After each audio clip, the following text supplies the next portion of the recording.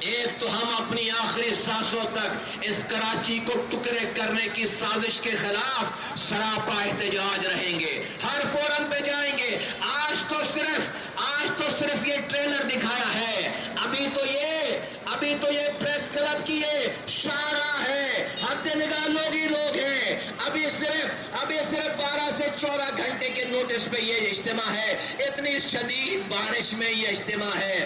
ابھی تو دھوپ نکلے گی، ابھی تو اگلا دن آئے گا، ابھی تو آگے اور دن باقی ہیں، ابھی تو روشنی آئے گی، ابھی تو روشنی کی کرنیں پھوٹیں گی۔